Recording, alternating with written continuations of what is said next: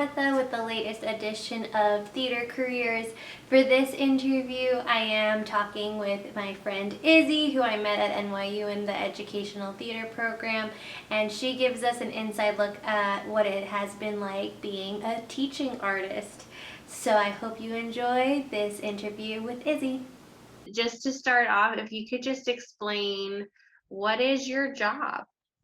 Sure. Well, okay, so I've gone through some changes over the course of the past, pandemic. And so there's a lot of things that I think are updates since the last time we talked.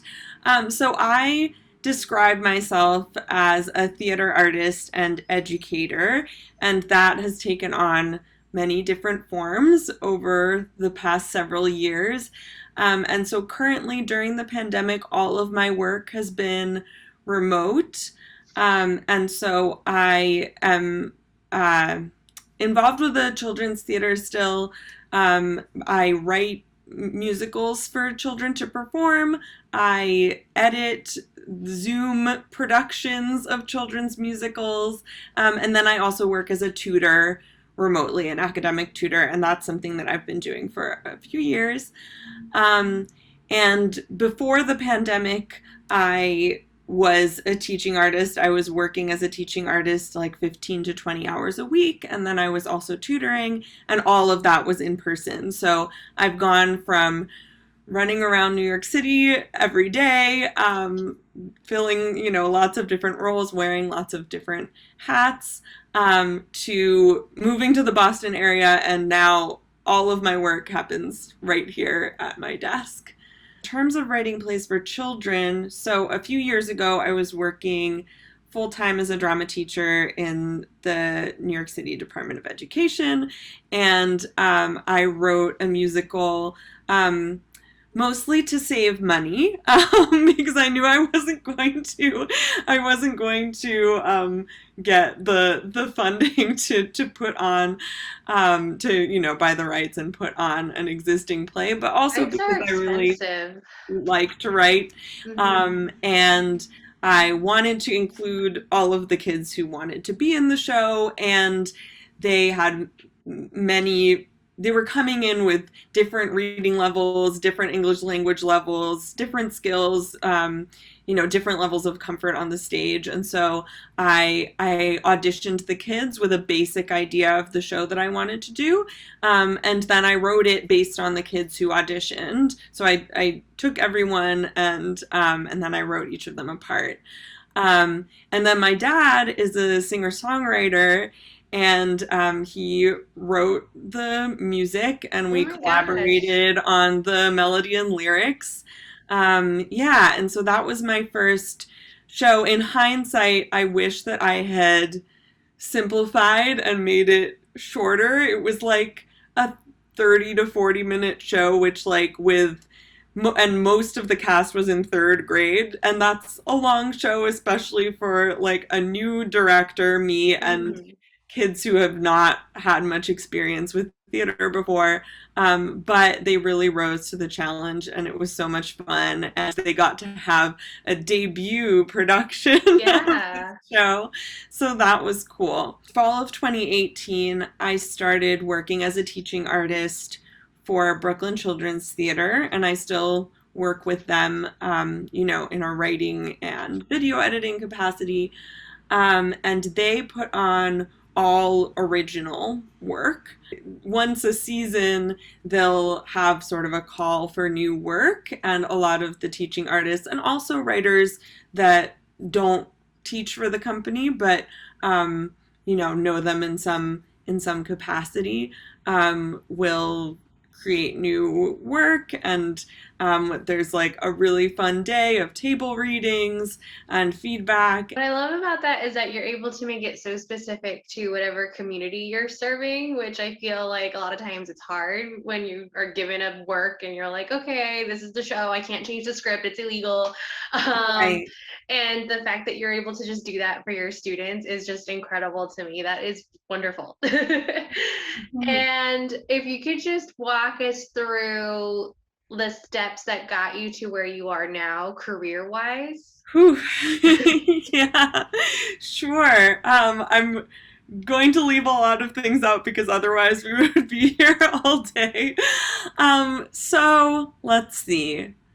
I will start in college though, because that's where the idea sparked for me to pursue a career in theater education. Really, I had always loved theater, and then I took some really inspiring courses in the education department at my college. There was one professor in particular who talked about teaching as activism, and she taught us that as teachers, we're activists whether we like it or not. Like, we're going to make some kind of impact on the kids regarding racism, sexism, homophobia, ableism, classism, everything, all of the social issues that we deal with in our society. And so you have the choice between making an intentional, hopefully positive impact, or an unintentional, kind of careless, harmful impact.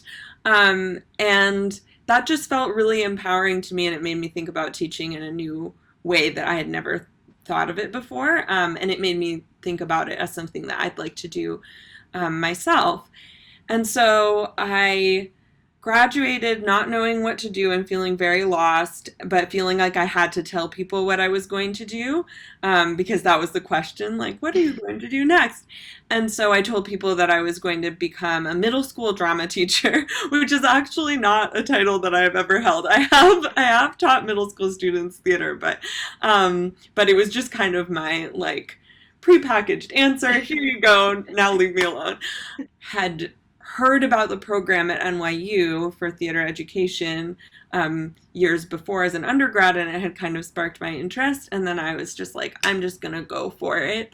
And so I did, and I met you and our wonderful cohort, and learned so many different things. Had lots, just like a transformative experience of those 2 years. Student taught, got certified to teach in New York, um, and I got what I thought was like a dream job coming out of that experience. I was hired to teach as the first ever theater teacher at a school that was transforming into a performing arts elementary school, from just being a regular elementary school. And most of the kids spoke Spanish at home, and Spanish was my other major in college. It's something else that I've always been passionate about. And so I was really excited to like get to teach in this bilingual space, and develop my own program and all of that. And all of that was really wonderful. The school was going through a very difficult time, and they didn't really have the resources, like in any sense of the word, to support a brand new full performing arts program. Like, we're talking like music, dance, and theater. And I was brand new. I didn't have a lot of experience, and it was a really hard year. Like, we had this wonderful end of the year where we got to put on that show. I was going in 6 days a week at that point because they wouldn't let me rehearse the musical after school. It had to be on Saturdays, and I was commuting an hour and a half to work. And so it was 3 hours of commuting on the subway every day, 6 days a week. And so I really like burned out. I had never burned out before. Like, I was like, oh, this is what it means to be exhausted.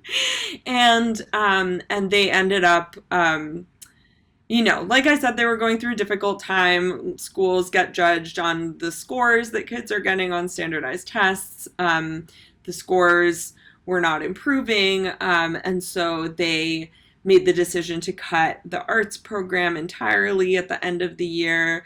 And, it was kind of like, okay, we tried that. Oh, well, it didn't work, so now just let's move on. And yeah, and then I I just didn't really have it in me to try to start that whole process over again with another school at the time.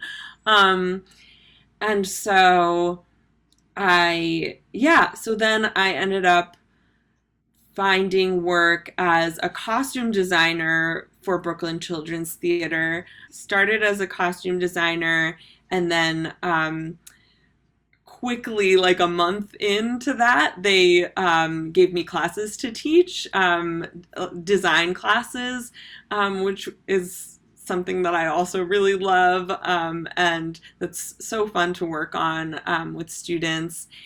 And then I got some work with them managing after school programs, and then I got some work with them directing shows, and then I got some more work with them writing shows. And so by the end of my time of not being a full-time employee but having like lots of work, pretty much working with them every day, um, I was getting to do all of the different things that I love to do in theater with this one company, which I think is pretty rare, and I felt very lucky to be able to do that.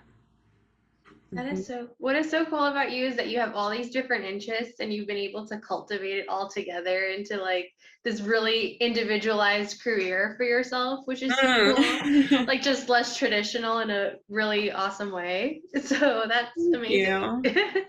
And my last question, I'll cater it like specifically to you, is what advice would you have to other people who know like you that they really want to be in education but maybe don't feel like being a full-time theater teacher in a school is for them and they're like, oh well, I don't Yeah, know, because I know a lot of times people don't know that much about being a teaching artist and all those other opportunities that there are. So what would your totally. advice be? Well, okay, I actually wrote some things down for this question because I saw some of your other interviews. I think I'm going to get a chance to give some advice. Advice is to really take time to learn about the different options and to be honest with yourself about what might work best for you. You don't have to know, sometimes you just have to try something. I had some preconceived notions about what being a teaching artist would be like. I thought that it was all, I mean, it was really some judgmental beliefs that I had that I don't know where I got them, honestly. I think because all of my role models had been people who, who worked full time in schools, just kind of assumed that teaching artists serious about teaching, that it was all surface level, that it was just to make money to support another option, which like also is fine. Like if you, I mean, obviously don't teach if you hate teaching. Like it's not, we know that it's not a job that you can hate and still do successfully. And but I think that it's okay if teaching is not your main passion, and it might still be something that that you really love and are fulfilled by and are able to be amazing at.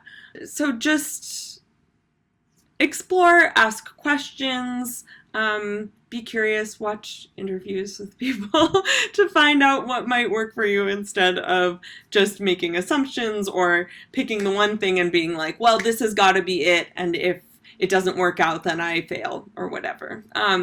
Be open and flexible. Then the next one is a little bit more specific, which is to take a course in trauma informed teaching.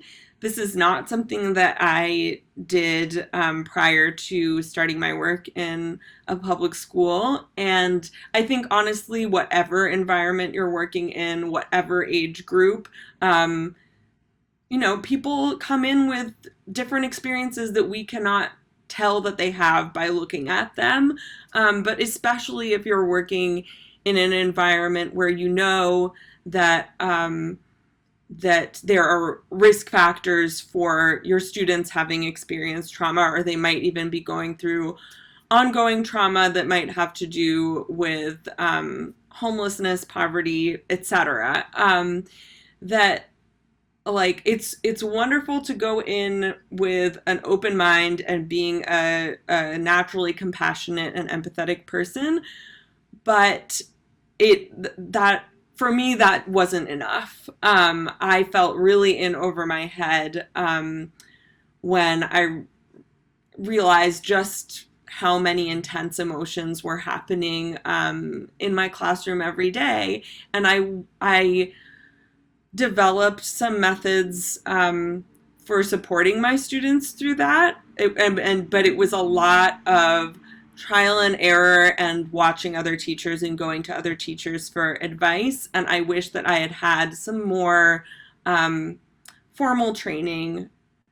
Yeah. And so if, someone's watching this who's in a program that doesn't offer trauma informed um, trauma informed teaching, ask about it, see if you can go as a professional development once you're working in a school, or even just read a book about it. Anything is better than nothing. And then my third piece of advice is to be an activist, because teachers are activists whether we set out to be activists or not, like I said before.